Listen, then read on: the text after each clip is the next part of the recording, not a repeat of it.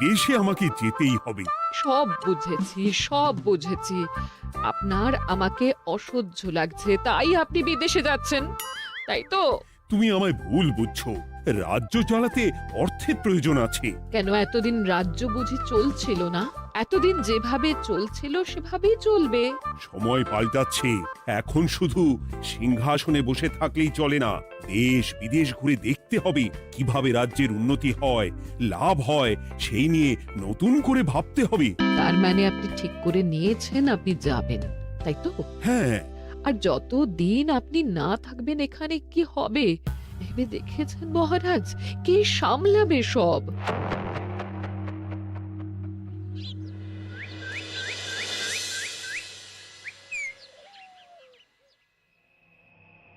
চিঠি?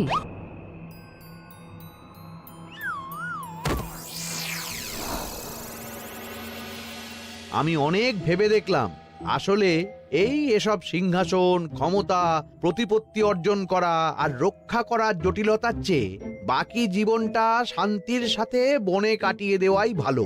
বলছি সবই তো বুঝলাম, কিন্তু এই শান্তিটা কে? মহারাজ সন্ন্যাসী হয়ে গেলেন আর এসব নিয়েও তুমি ভাড়ামি করছো গোপাল? ও মা গো, এবার কি হবে? চিন্তা করবেন না রানীমা, কৃষ্ণনগরকে আমি আমার বুক দিয়ে আগলে রাখবো। আপনার ছাতির মাপটা ঠিক মতো জানেন তো মন্ত্রী মশাই? মানে ওই গোটা কৃষ্ণনগরকে কি আপনি আপনার বুকের মধ্যে আগলে রাখতে পারবেন? গোপাল! মার্জনা করবেন মন্ত্রী মশাই। আমি বলছিলাম কি, ওইসব আগলে টাগলে রাখার আগে ওই ভালো করে খুঁজে দেখুন সব। মানে কি বলতে চাইছো কি তুমি? মহারাজকে খুঁজে বার করুন মন্ত্রী মশাই, লোক পাঠান। তিনি হয়তো এখনো বেশি দূর যেতে পারেননি। এটা কিন্তু ঠিক বলেছে গোপাল, তাকে একবার যদি খুঁজে পাই আমরা। আপনি চিন্তা করবেন না রানীমা, আমি এক্ষুনি লোক পাঠাচ্ছি। আর গোপাল, রানীমাকে বিশ্রাম নিতে দাও। যাও এখন, যত সব।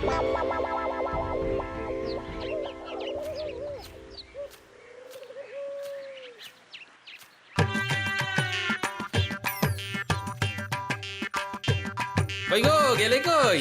এক ঘটি জল দাও দেখি। ওই জলই খেতে হবে, শুধু জল। ঘরে এক দানাও চাল নেই। বাজারে না গেলে আজ হরি মটর। রাজ্যে রাজা নেই আর তুমি ঘরে চাল নেই বলে চিল্লামিল্লি করছো, চত্ব সব। ও মা গো, মহারাজ রাজ্যে নেই তো গেলেন কই? হ্যাঁ, বনবাসে। সে কি গো, এবার কি হবে তাহলে? কপালে যা লেখা আছে তাই হবে, আর কি। এই তোমার চাকরিখানা থাকবে তো? হ্যাঁ, না থাকলে বাটি হাতে বেরোবো, চিন্তা কি?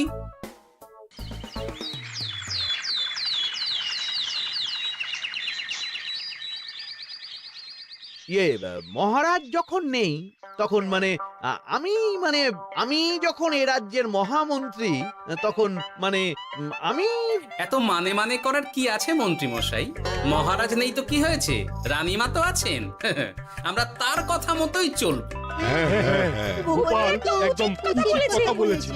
হ্যাঁ, আমিও তো তাই বলছিলাম। মহারাজ যখন নেই তখন রানীমার নির্দেশ মতোই তো আমাদের সামলাতে হবে সব। কতদিন আর আগলাবে গোপাল? আজ নয় কাল এই শর্মাকেই বসতে হবে এই সিংহাসনে। যতদিন পারি ততদিন তো চেষ্টা করতেই হবে মন্ত্রী মশাই। আপনি যদি চলেন ডালে ডালে, আমি চলি পাতায় পাতায়। রাজা মশাই আছেন? আমি অনেক দূর থেকে আসছি।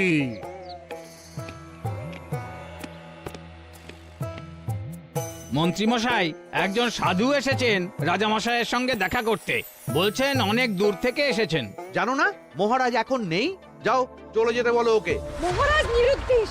এই মুহূর্তে সত্যিই যদি কোনো প্রাজ্ঞ সাধু বাবা রাজবাড়িতে তার পায়ের ধুলো দেয়, বলা তো যায় না যদি মহারাজের হদিস তিনি দিতে পারেন। ঠিক ঠিক, একদম ঠিক বলছেন পণ্ডিত মশাই। বেশ বেশ, ডেকে আনো তাকে, দেখি সে কি বলে।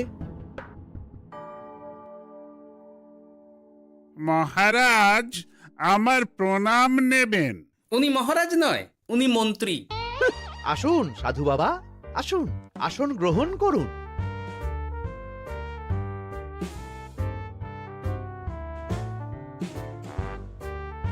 এ কি করলেন সাধু বাবা? এটা তো মহারাজের সিংহাসন। আপনার জন্য আমি অন্য আসনের ব্যবস্থা করে দিচ্ছি, আপনি বরং সেখানে বসুন। ওহ, রাজাই যখন নেই তখন তার সিংহাসনে বসতে ক্ষতি কি? আপনি কি করে জানলেন মহারাজ নেই? বুঝলে না, সাধু বাবা যে অন্তর্যামী গোপাল। এবার কি হবে? উনি যদি বলে দেন মহারাজ কোথায় আছেন, তাহলে তো আমার আর বাবা পণ্ডিত মশাই, আগেই ওরকম হামলে পড়বেন না। আচ্ছা, আপনি যদি অন্তর্যামী হন, বলুন তো আমাদের রাজা মশাই কোথায় গেছেন? জবর জটা কালো চুলে মা অতীত বলেন। বুম! মহারাজ বনবাসে গেছেন। এটা যখন বলেছেন সাধু বাবা, তাহলে মহারাজ এখন কোথায় আছেন সেটাও নিশ্চয়ই আপনি বলে দিতে পারবেন। গোপাল, সব বিষয়ে নাক গলিও না তো তুমি। ঠিক ঠিক আছে, রাজা মশাইকে নিয়ে চিন্তা হওয়া তো খুবই স্বাভাবিক, কিন্তু গোপাল, রাজা মশাই বনবাসে গেছেন, তাকে আর সংসার মায়ায় বাঁধা ঠিক কাজ হবে না। এ আপনি কি বলছেন সাধু বাবা? মহারাজ না থাকলে রাজ্য চলবে কেমন করে? নতুন রাজা নির্বাচন করতে হবে। এই তো খেলা জমে গেছে, একে দিয়েই কাজ হবে মনে হচ্ছে। সাধু বাবা, এসব নিয়ে নয় পরে আলোচনা করা যাবে। এই কে আছো? সাধু বাবার পা ধুইয়ে দাও ভালো করে। না, বিষয়টা ঠিক সুবিধের মনে হচ্ছে না। আহা মন্ত্রী, করেছ কি? আমি সাধু মানুষ, এত খেতে পারি কি?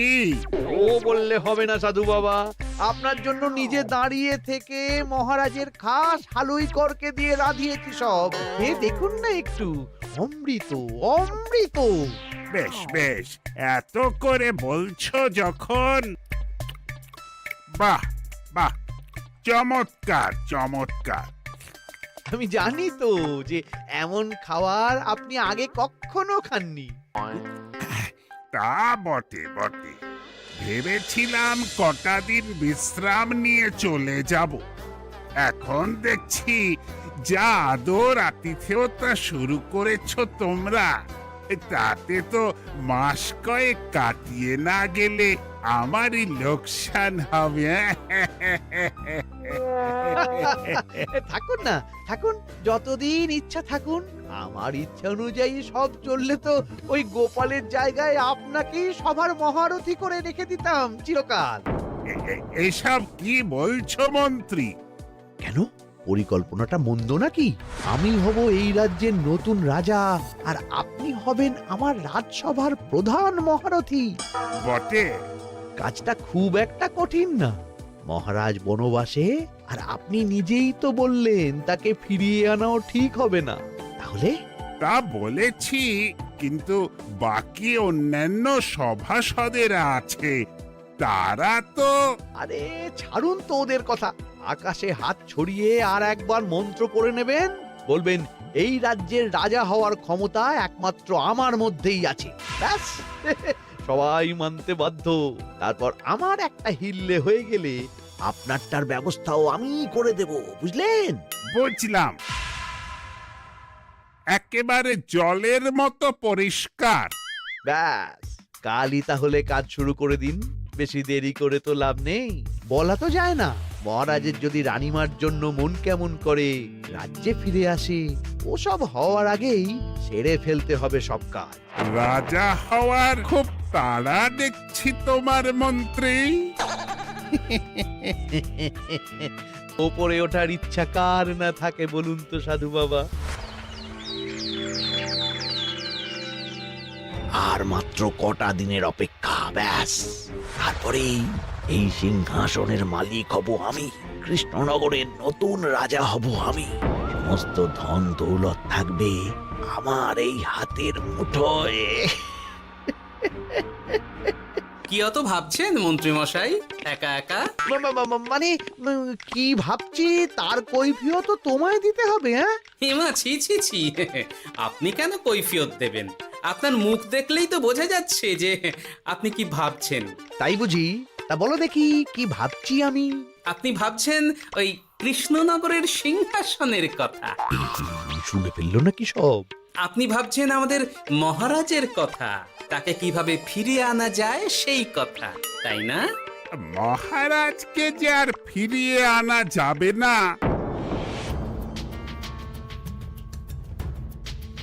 সে কথা তো আগেই বলেছি। তাই যদি হয় সাধু বাবা, আপনি এর একটা কিছু বিহিত করুন, না হলে রাজা ছাড়া রাজ্য। ঠিক বলেছ, রাজা রাজ্য, নুন ছাড়া তরকারি, আলো ছাড়া দিন, জল ছাড়া জীবনের মতো। তাই যত দ্রুত সম্ভব নতুন রাজা নিয়োগ করা দরকার। কিন্তু এ বিষয়ে সিদ্ধান্ত নেওয়ার আগে রানীমার সাথে কথা বলা জরুরি। তার চেয়েও জরুরি একটা কাজ আগে করা দরকার। কিসের কথা বলছেন মন্ত্রী মশাই? গোপালের বহিষ্কার। এ আপনি কি বলছেন মন্ত্রী মশাই? একে রাজা মশাই, তার মধ্যে গোপালের মতো বিচক্ষণ মানুষকে রাজসভা থেকে বহিষ্কার করলে তো রাজ্যেরই ক্ষতি। এটাই হচ্ছে সমস্যা। এই কক্ষে যার যেটা কাজ নয় সে সেটা নিয়ে বেশি চিন্তিত। তুমি বিজ্ঞানী মন দাও, রাজকাজ আমার দায়িত্ব। তাহলে এরকম সিদ্ধান্ত নেওয়ার আগে সবার সাথে আলোচনা করা দরকার। কোনো দরকার নেই, আমি যা বলেছি তাই হবে। রাজ্যের ব্যয়ভার বাড়ছে, এই মুহূর্তে কোনো ভাঁড়কে অযথা বেতন দিয়ে পোষার কোনো মানে হয় না। তাই গোপালেরও কাল থেকে রাজসভায় আসার কোনো দরকার নেই। সবই আমি বুঝতে পারছি মন্ত্রী মশাই। বেশ, আপনি যখন বলছেন, এই আমার শেষ দিন রাজসভায়, চলি সবাই, ভালো থাকবেন।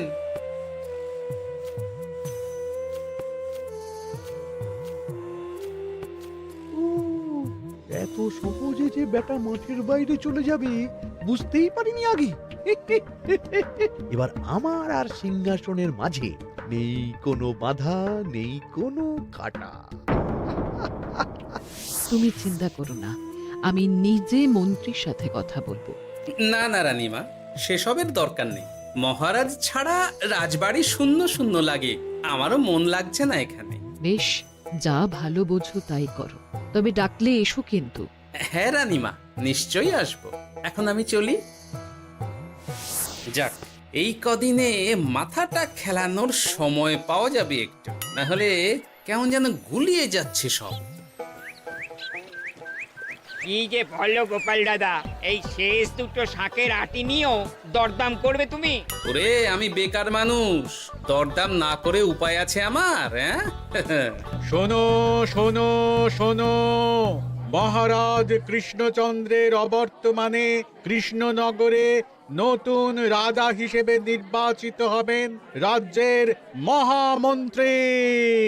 সেই শুভানুষ্ঠানে রাজবাড়িতে আমন্ত্রণ রইল। এসব কি হচ্ছে বলো তো গোপাল দাদা? ভিতরের খবর আছে নাকি কিছু? না গো ভাই, তুমিও যা জানো আমিও ততটুকুই জানি। ও গোপাল দাদা, ব্যাপার কি? এ সময় এখানে কি চাই? রানীমার জরুরি তলব, এখনই ওই রাজবাড়ি যেতে হবে তোমাকে। কিন্তু আমার যে বাজার হয়নি এখনো। আরে ওসব বাজার টাজার পরে হবে, তুমি এখন আমার সাথে চলো তো। মন্ত্রীকে আমি বিশ্বাস করেছিলাম, ও যে এইভাবে বিশ্বাসের সুযোগ নেবে আমি একদম বুঝতে পারিনি। আমাদের এক্ষুনি অন্যান্য সভাসদদের সাথে কথা বলা দরকার রানীমা। কারোর সাথে কথা বলার দরকার নেই রানীমা, আমি নিজেই চলে এসেছি আপনার সাথে কথা বলতে। এখানে কি জন্য এসেছো গোপাল? রানীমার কান ভাঙাতে? বাহ, আপনি সবার মাথা মুড়িয়ে সিংহাসন কবজা করতে পারেন, আর আমি রানীমাকে সেই সত্যি কথা জানাতে পারি না? হ্যাঁ? চুপ! ভুলে যেও না, আমি কৃষ্ণনগরের হবু রাজা। মুখ সামলে কথা বলবে আমার সাথে। এসব কি হচ্ছে মন্ত্রী মশাই? রাজা মশাই নেই, সেই সুবাদে এ কি শুরু করেছেন আপনি? আমায় আপনি ভুল বুঝবেন না রানীমা, আমার হয়ে যা বলার সাধু বাবাই আপনাকে বুঝিয়ে বলবে সব। উনি আর কি বোঝাবেন? কতদিন এসেছেন উনি, কি জানেন এই রাজ্যের বিষয়ে? সাধনা মা, সবই সাধনা। সাধনার জোর থাকলে সবকিছুই জানা যায়। ভূত ভবিষ্যৎ অতীত সব। সেই জোর থেকেই বলছি মা, মন্ত্রীর কপালে আমি জ্যোতি দেখতে পাচ্ছি। মন্ত্রী যদি রাজ্যের রাজা হয়, এ রাজ্যের উন্নতি কেউ ঠেকিয়ে রাখতে পারবে না। আপনাদের একটা কথাও বিশ্বাস করি না আমি, এসব আপনাদের ষড়যন্ত্র। এ আপনি ভুল করছেন রানীমা। যা হোক, যে কথা আমি বলতে এসেছি, রাজা যখন আমি হচ্ছি তখন তো আমাকে এই প্রাসাদেই থাকতে হবে, ফলে আমার স্ত্রীকেও এখানে এসেই থাকতে হবে। সে তো আর একা থাকতে পারবে না। তাই আপনি যদি এই ঘরটা ছেড়ে দিতেন। কিন্তু মন্ত্রীমশাই, তুমি কি বলছো মন্ত্রী? এখানে না থাকলে রানীমা থাকবেন কোথায়? আর আমি তো এমন কোন বিধান দিইনি যে রানীমাকে অন্যত্র পাঠাতে হবে। সবকিছুর জন্য তো আপনার বিধান দরকার নেই সাধু বাবা, এ আমার নিজের বিধান। আমি রাজা হব, আমার স্ত্রী রানী হবে, তারও তো অধিকার আছে রানীর মতো থাকার, রানীর মহলে থাকার। আপনার ব্যবস্থা আমি অন্যত্র করে দেব রানীমা, আপনি কিচ্ছু ভাববেন না। হাজার হোক আপনি আমাদের প্রাক্তন মহারাজের স্ত্রী বলে কথা। কি বলো গোপাল? আমার মনটা আসলে অনেক অনেক বড়, তোমরা খালি দেখতে পাও না সেটা। কাজটা কি আপনি ঠিক করলেন মন্ত্রীমশাই? শোনো গোপাল, আমাকে ঠিক ভুল বোঝাতে এসো না তুমি, বরং কাল সময় মতো চলে এসো। কৃষ্ণনগরের নতুন রাজার রাজ্যাভিষেকের জন্য মহাভোজের আয়োজন হবে। যতদিন পাচ্ছ খেয়ে নাও পেট ভরে।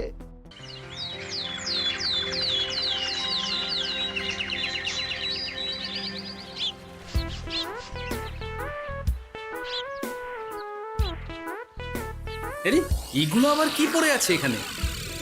এ কি? এ তো মহারাজের পোশাক। এখানে এসব কি করে এলো? তাহলে কি মহারাজ? না না না, হিসেবটা কেমন যেন ওলট পালট হয়ে যাচ্ছে। সময় তো হয়ে গেল, নতুন মহারাজকে ডাকুন এবার। এসে গেছি, এসে গেছি। আসুন মন্ত্রী মশাই, আসুন। মুকুট নিয়ে দাঁড়িয়ে আছি আপনার মাথায় পরাবো বলে। সাধু বাবা, এবার মহারাজ বলা অভ্যাস করুন। মহারাজ। মহারাজের হদিশ পাওয়া গেছে মন্ত্রীমশাই, মহারাজের হদিশ পাওয়া গেছে। এই কি স্বপ্নেছে কথা? মহারাজের হদিশ পাওয়া গেছে মানে কোথায় মহারাজ? না না, মহারাজ না, মহারাজের পোশাক পরে আছে পুকুরের ধারে। আমার মনে হয় তিনি ওই পুকুরে ডুব দিয়ে নিরুদ্দেশ হয়ে গেছেন। ও তাই বলো? তা বেশ তো, প্রাক্তন রাজার জন্য না হয় কিছুক্ষণ নীরবতা পালন করে নেব আমরা, ব্যাস। এ আপনি কি বলছেন মন্ত্রী মশাই? মহারাজ সত্যি ওই পুকুরে ডুব দিয়েছেন কিনা সেটা তো তুলিয়ে দেখা দরকার একবার। সেসব হবে আমি রাজা হওয়ার পর। নিন সাধু বাবা, মুকুট পরান। কিন্তু মন্ত্রীমশাই, আরো একটা দুঃসংবাদ আছে যে। ও আবার কিসের দুঃসংবাদ? মহারাজ যে পুকুরে ডুব দিয়েছেন সেই কথা বলতেই রানীমা অজ্ঞান হয়ে গেছে। তুমি যে কি করো না গোপাল, শুভ সময়ে অশুভ একটা সংবাদ দিয়ে দিলে তো সব বরবাদ করে। এই কে আছো? গ্রেপ্তার করো গোপালকে। তার আগে তোমায় গ্রেপ্তার করা হবে। এত বড় সাহস তোমার? হবু রাজাকে গ্রেপ্তার করার কথা বলো তুমি? আজ তোমার একদিন কি আমার একদিন। কিসের হবু রাজা? আমি কৃষ্ণনগরের আসল রাজা। হ্যাঁ, আমি। কি মহারাজ, আপনি? হ্যাঁ, আমি। অনেক দিন ধরে তো তোমার বাড়বাড়ন্ত দেখলাম, আজকে খেলা শেষ। কিন্তু গোপাল, রানী কোথায়? কেমন আছে সে? এক্ষুনি তার কাছে আমাকে নিয়ে চলো। রানীমা ভালোই আছে মহারাজ, কিচ্ছু হয়নি তার। কিন্তু তুমি যে বললে রানী অজ্ঞান হয়ে গেছে। এটুকু মিছে কথা না বললে যে আপনার লুকোচুরি খেলাটা এত সহজে শেষ হতো না মহারাজ। লুকোচুরি বটে, কিন্তু তুমি বুঝলে কি করে এত সব? প্রথম সন্দেহটা হলো যখন রানীমাকে অন্যত্র রাখার কথা বলতেই আপনি বিচলিত হয়ে উঠলেন, তখন। তারপর পুকুর পাড়ে আপনার পোশাক। ব্যাস এটুকুই, আর কিছু নয়। আর প্রথম দিন রাজসভায় এসেই সোজা সিংহাসনে চড়ে বসা, ব্যাস। একে একে 2 আর 2 এ 2 4 করে ফেললাম। তারপর মনে হলো রানীমার প্রতি টান ফিরিয়ে আনতে পারে আপনাকে আপনার আসল রূপে। তাই এই মিছে কথা। অধমের অপরাধ মার্জনা করবেন মহারাজ। গোপাল, তোমার তুলনা নেই। কিন্তু মহারাজ, আপনি কেন এই ছদ্মবেশ নিয়েছিলেন তার আসল উদ্দেশ্যটা কিন্তু এখনো আমার কাছে পরিষ্কার হয়নি পুরোটা। আসলে আমি পরীক্ষা করছিলাম, বুঝলে, কিসের পরীক্ষা মহারাজ? যে আমার অনুপস্থিতিতে কে এই রাজ্য চালাবে তার পরীক্ষা। এবং আমি ঠিক করেছি যে কদিন ব্যবসার কাজে আমি বাইরে থাকবো ততদিন রানীর পরামর্শ মতো সমস্ত কিছু সামলাবে গোপাল।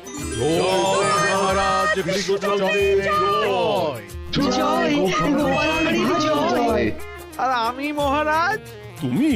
তুমি থাকবে পেয়াদা। এ কি শুধু জল আর ভাত? আগেই বলেছিলাম বেশি বেরো না, বেরো না, রাজা হবেন। এখন খাও খাও, জল ভাত খাও। চেষ্টায় তুমিও আমাকে ভুল বুঝলে গিন্নি।